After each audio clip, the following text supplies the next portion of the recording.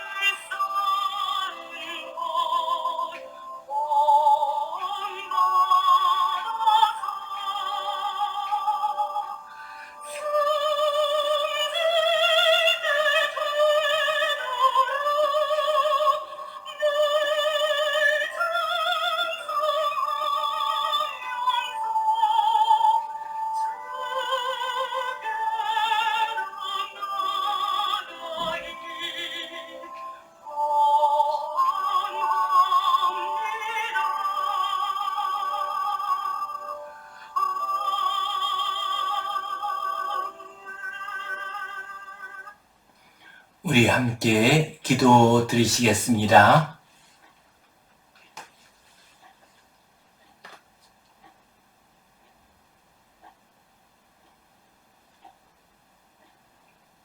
하나님 아버지, 은혜에 감사합니다. 오늘도 주님 앞에 나와 예배하게 하시니 감사합니다. 우리의 예배를 받아 주시옵소서. 영과 진리로 드리는 복된 예배, 거룩한 예배 되게 하여 주시옵소서. 이 예배를 통하여 우리의 심령이 회복되게 하시며 우리의 삶이 거룩한 하나님의 자녀로서의 삶이 되게 하여 주시옵소서. 주님, 이 나라를 위하여 간절히 기도합니다.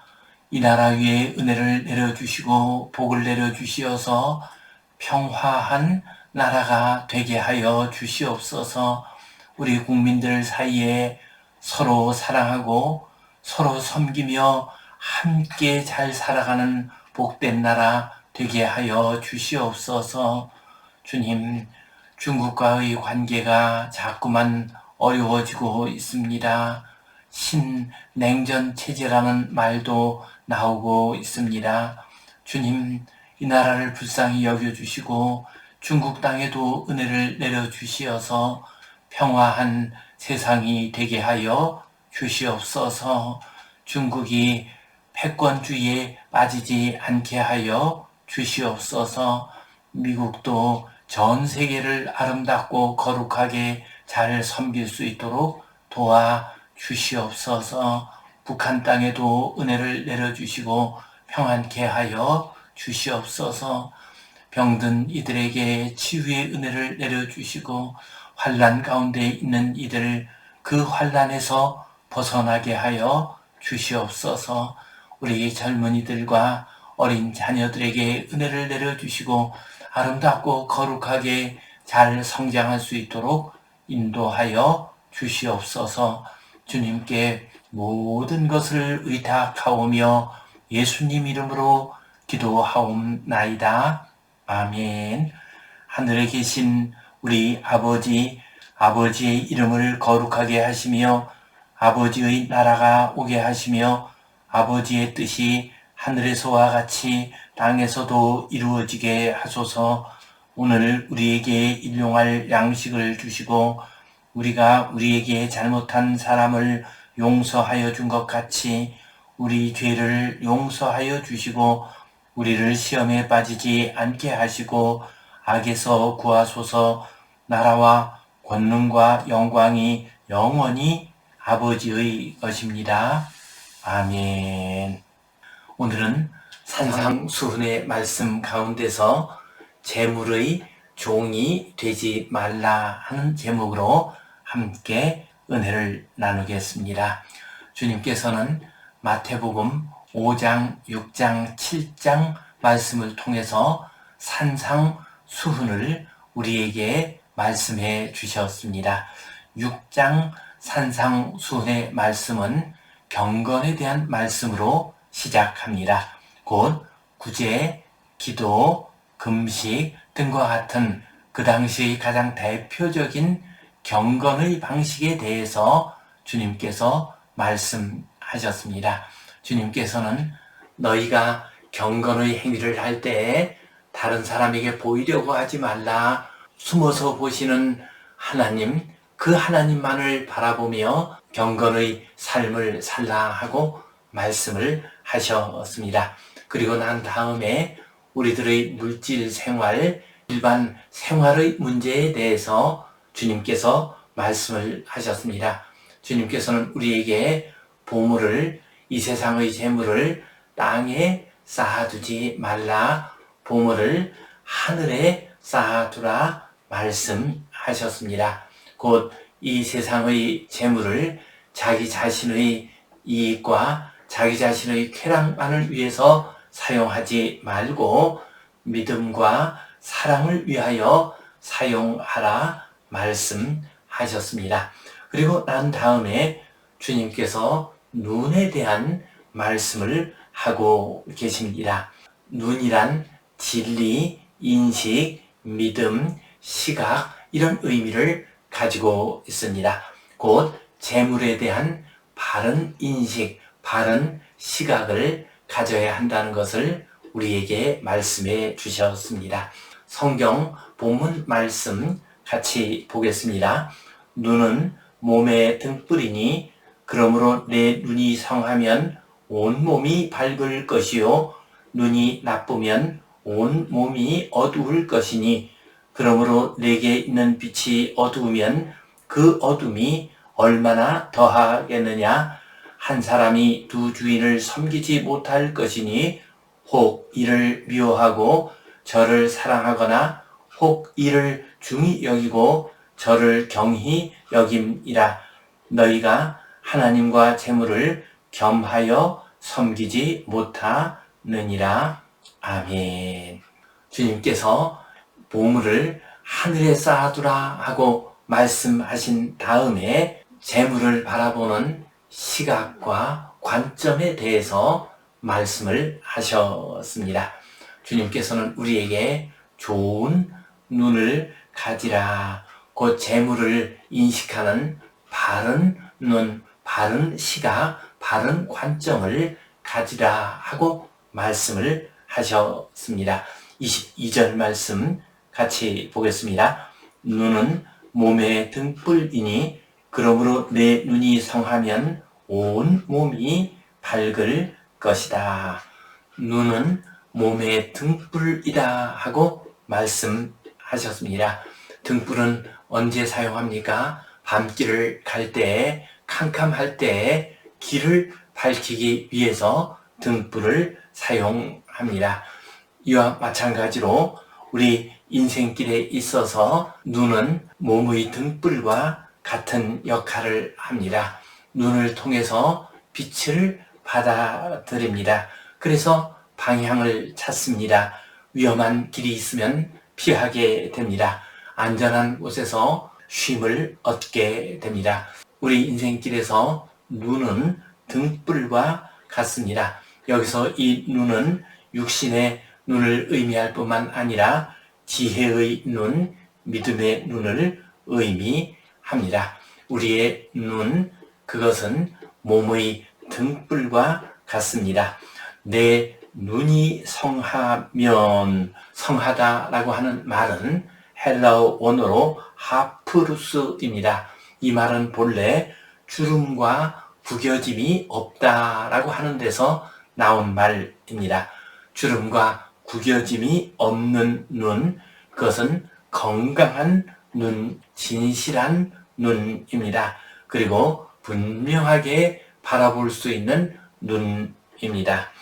그래서 영어에서는 하프루스를 good, 좋은, 클리어, 명확한, healthy, 건강한, single, 단순한 이런 의미로 번역을 해 놓았습니다. 내 눈이 성하게 되면 온 몸이 밝을 것이오. 우리의 눈이 성하게 되면 우리의 몸이 바른 길을 찾을 수 있습니다. 빛 가운데로 갈 수가 있습니다. 어둠에 처하지 않습니다. 안전한 곳에 거할 수가 있습니다. 이 말씀을 재물과 관련해서 해석해 볼 수가 있습니다.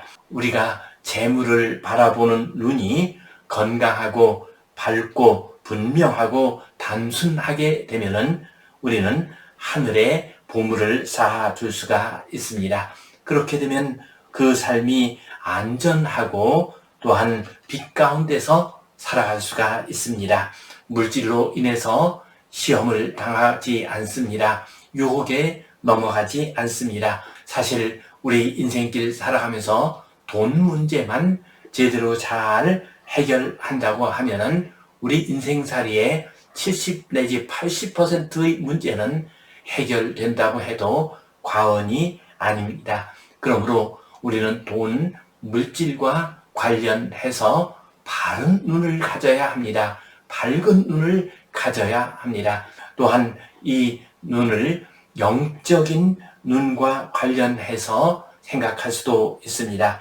우리가 영적으로 밝은 눈을 가지게 되면 인생의 이치를 똑바로 보게 됩니다. 인생의 의미를 밝고 확실하고 정확하게 이해할 수가 있습니다. 하늘 아버지를 볼 수가 있습니다. 하늘에 계신 우리 주님을 바라보고 소망할 수가 있습니다. 또한 우리 이웃이 어떤 상태에 있는지 알게 됩니다. 그리고 그들을 위로하고 그들에게 힘을 주고 그들에게 새 생명을 주는 일에 우리가 동참할 수가 있습니다.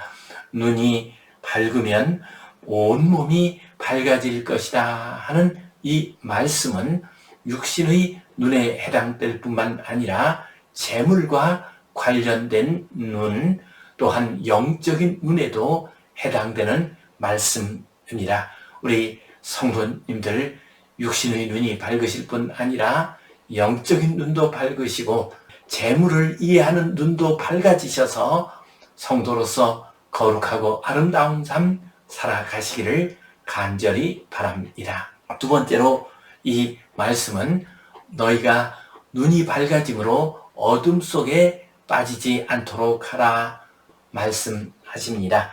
23절 말씀 같이 보겠습니다. 눈이 나쁘면 온 몸이 어두울 것이니 그러므로 내게 있는 빛이 어두우면 그 어둠이 얼마나 더하겠느냐. 내 눈이 나쁘면 내 눈이 바르게 바라보지 못하고 내 눈이 진실하지 못하다고 할 것 같으면 너희가 어둠 속에 빠지고 말 것이다. 이 세상 재물에 현혹되어 영적 세계, 참된 진리의 세계를 바라보지 못하게 될 것이다. 너희의 육신의 눈이 어두워지게 되면 너희의 몸과 너희의 삶이 얼마나 힘들고 어려우냐. 하물며 영적인 눈이 어두워지게 되면 더욱더 깊은 어둠 속에 빠지게 될 것이다. 온 몸이 어두울 것이다. 너희의 삶 전체가 어둠 가운데 처하게 될 것이다 말씀하셨습니다. 디모데전서 6장 10절 말씀을 보면 돈을 사랑함이 일만 악의 뿌리가 되나니 이것을 탐내는 자들은 미혹을 받아 믿음에서 떠나 많은 근심으로써 자신을 찔렀도다 말씀하셨습니다. 돈을 사랑하게 되면 눈이 어두워집니다. 미혹을 받게 됩니다. 그래서 결국은 어둠 속에 빠지게 되고 그 인생이 근심 가운데 살아가게 됩니다. 어느 주식에 몰두하는 교수님의 이야기입니다. 그분은 수업을 하면서도 주식 생각이 자꾸만 났습니다. 그리고 수업이 끝나게 되면 급히 자기 방으로 돌아가서 주식 가격이 어떻게 변동되고 있는가만 관심을 기울이게 되었습니다.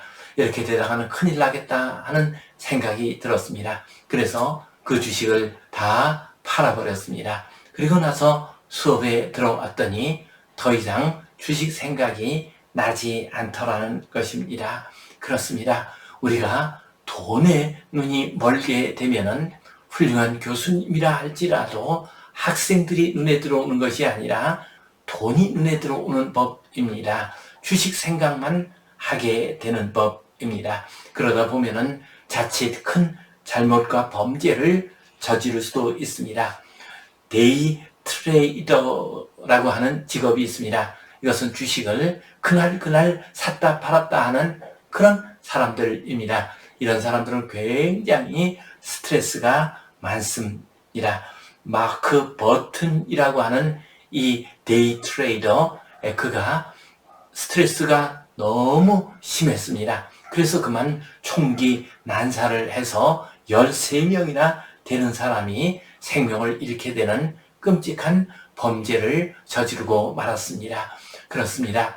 우리가 재물의 눈이 어두워지게 되면은 우리의 삶이 어두워지게 됩니다. 우리의 삶이 잘못된 길, 악한 길로 빠질 수가 있습니다. 주님께서 말씀하십니다. 그러므로 내게 있는 빛이 어두우면 그 어둠이 얼마나 더하겠느냐 말씀하셨습니다. 영적인 눈이 어두워지게 되면, 지혜의 눈이 어두워지게 되면은 우리는 더 깊은 어둠 속에 빠지게 됩니다.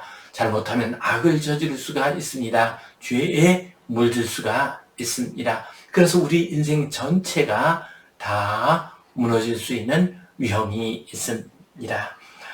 성도 여러분, 재물을 바라보는 바른 눈을 가집시다. 그래서 우리의 삶이 어둠에 빠지지 않는 복된 성도님들 되시기를 간절히 바랍니다. 또한 주님께서는 우리에게 물질의 종이 되지 말라. 너희들은 하나님의 자녀이다. 그런데 너희가 물질만 바라보게 되면은, 하늘의 보물을 쌓지 않게 되면은 물질의 종이 될 수 있다 말씀하십니다. 우리 24절 말씀 같이 보겠습니다. 한 사람이 두 주인을 섬기지 못할 것이니 혹 이를 미워하고 저를 사랑하거나 혹 이를 중히 여기고 저를 경히 여김이라. 너희가 하나님과 재물을 겸하여 섬기지 못하느니라. 한 사람이 두 주인을 섬기지 못할 것이니 말씀하셨습니다.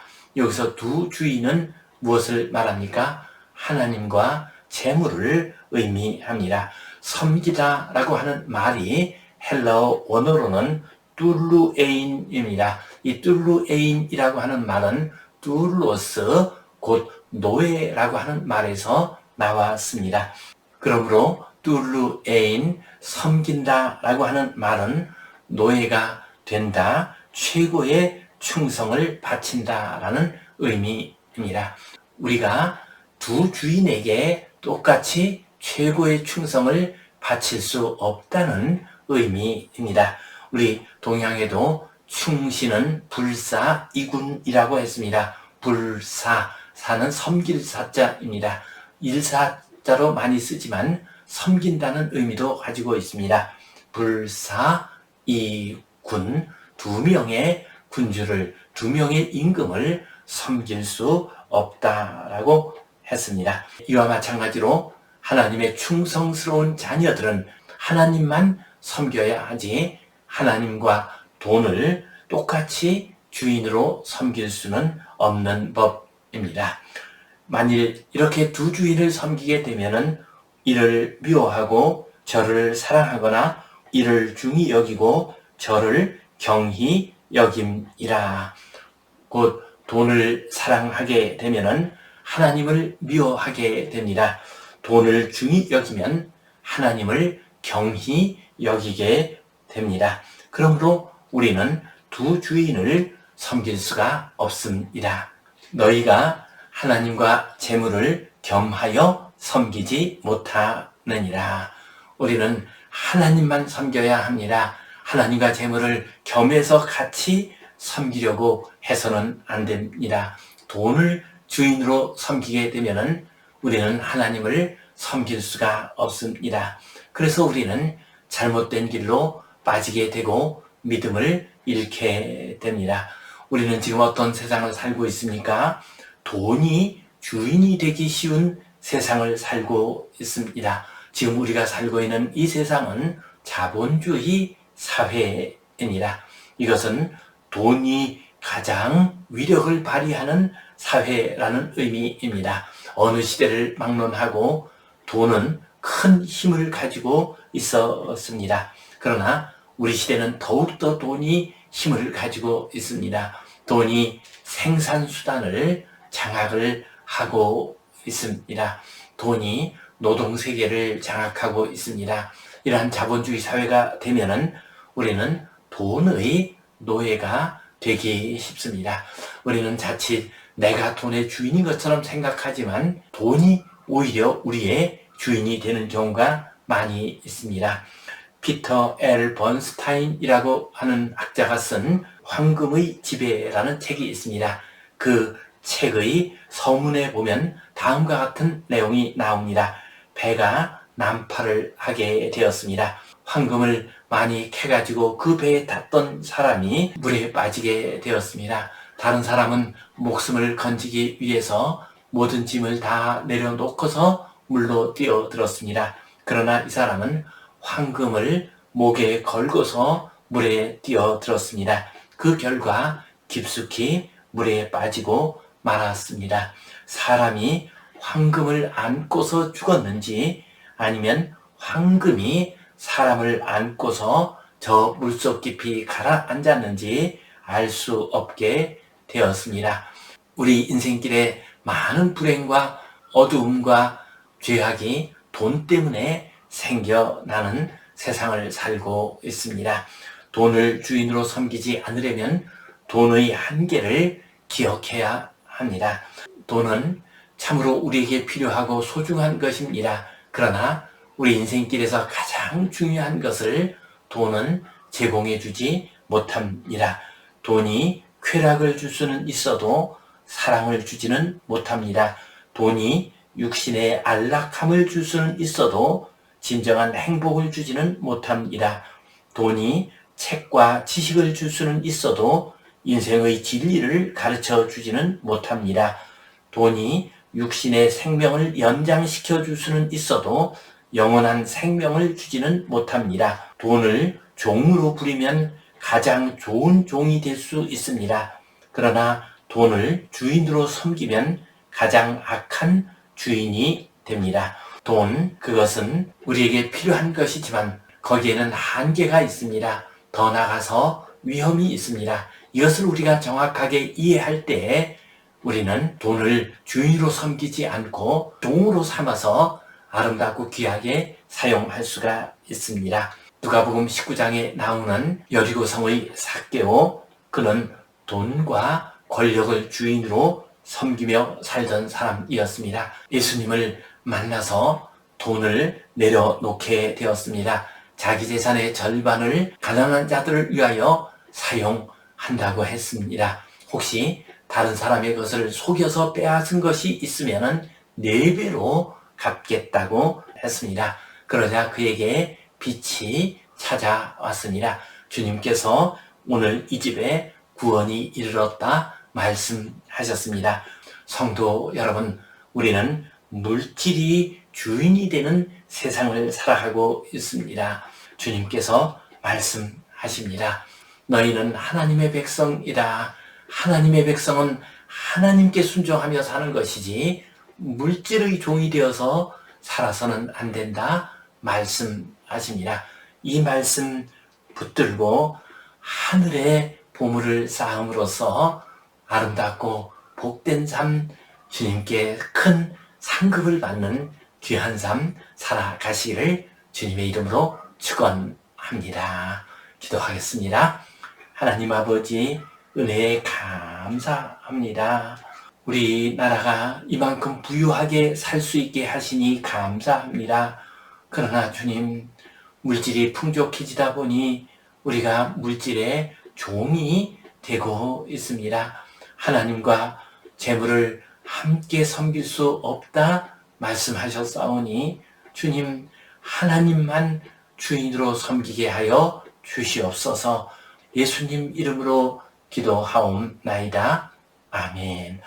이제는 우리 주 예수 그리스도의 은혜와 하나님 아버지의 크신 사랑과 성령님의 감동, 감화하심, 교통하심, 위로하심, 회복하심의 역사가 물질의 종이 되지 않고 오직 하나님만을 섬기며 물질의 주인이 되어 살아가기를 소원하는 모든 주의 백성들을 위해, 이 땅 위의 모든 교회들을 위해 이제로부터 영원토록 함께 하시옵기를 간절히 축원하옵나이다. 아멘.